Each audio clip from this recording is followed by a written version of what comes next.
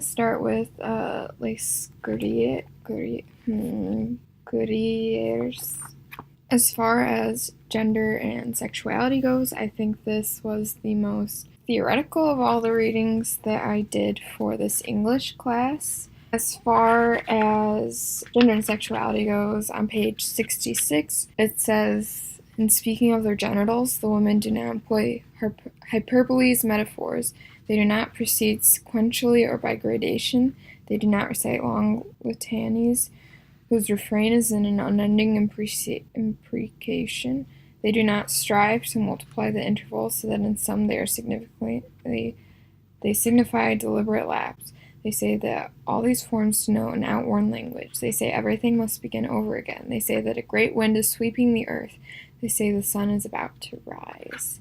On page 61, kind of in line with that, it says, they do not say that vulvas with their elliptical shape are to be compared to suns, planets, and innumerable galaxies. They do not say that gyratory movements are like vulvas. They do not say that the vulva is the primal form, which as such describes the world in all its extent and all its movement. They do not in their discourses create conventional figures derived from these symbols. And so that to me is saying a lot about how genitals and what they've been made out to be with metaphors and whatnot are not true, and what they reflect as who people are. So, oh my gosh, my cat.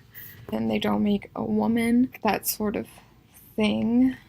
A woman exceeds that. It is more than a vulva. I think that thought is carried through, and there's a scene about a woman giving birth and how that birth makes her a warrior in the same way that women fighting on the front lines are warriors. And so all these different people are becoming warriors in their own sense, and I think that Monique Witting is trying to say the same with womanhood. You aren't necessarily born a woman, you become a woman through your actions, and that sort of thing.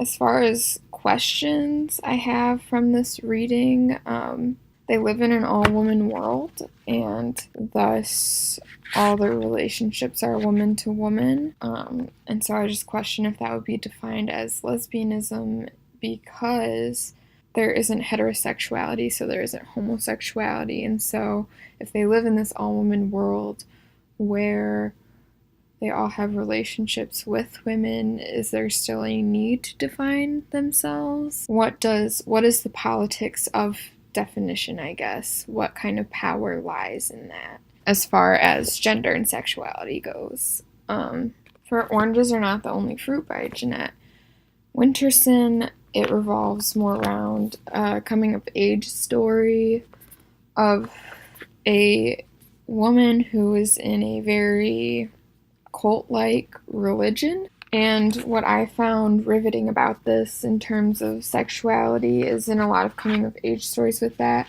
it shows the person's own contention with the religion, but that isn't the case with this. And so there's a part where the leader of her congregation confronts her and says,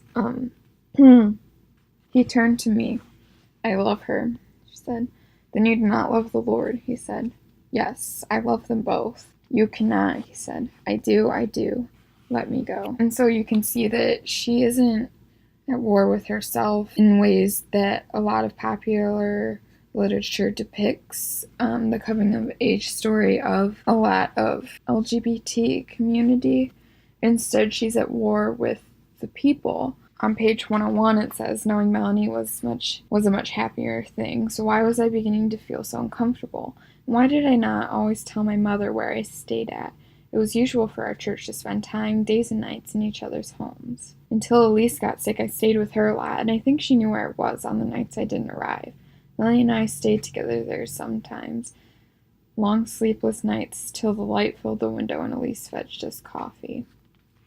And so I think that's saying when you define your identity, it isn't despite things going on inside you, they all fit together no matter what. That's how you can exist, but you exist in contention with other beings, and so the fight for identity is with those other beings and learning how to get them to see yourself how you see yourself and being fitting in with one another, all your different aspects of identity, that is being able to fit together. So that's what Oranges Are Not the Only Fruit made me think of. As far as Handmaid's Tale, this is a new laptop, and so my other laptop died, so I don't have like the document copy right now, but I do want to talk about the 3 different kind of wives that existed in The Handmaid's Tale and what their existence made me think of in terms of gender.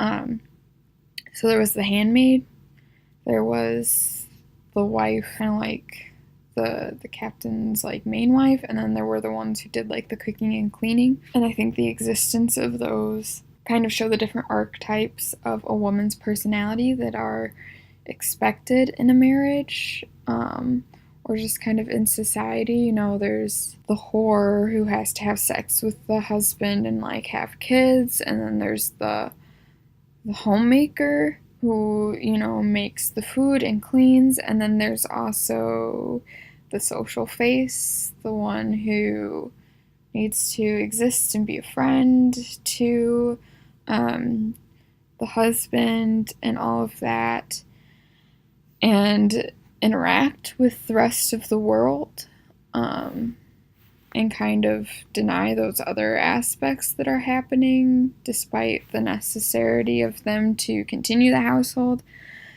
And so I think what that's saying is all these 3 different roles are created and perpetuated under this new government. But I think largely this text is trying to say that this isn't a new government thing. Systems of government exist within the patriarchy that forces these gender roles on men and women. And so this text is trying to say this didn't just happen, you know, these were always there. And they'll always be there so long as we do not confront the actual system that is playing a hand at creating these gender roles, and therefore gender transcends this system, but it's hard to tell since everything we perceive for a gender comes from this system. And so that's what I got from Handmaid's Tale.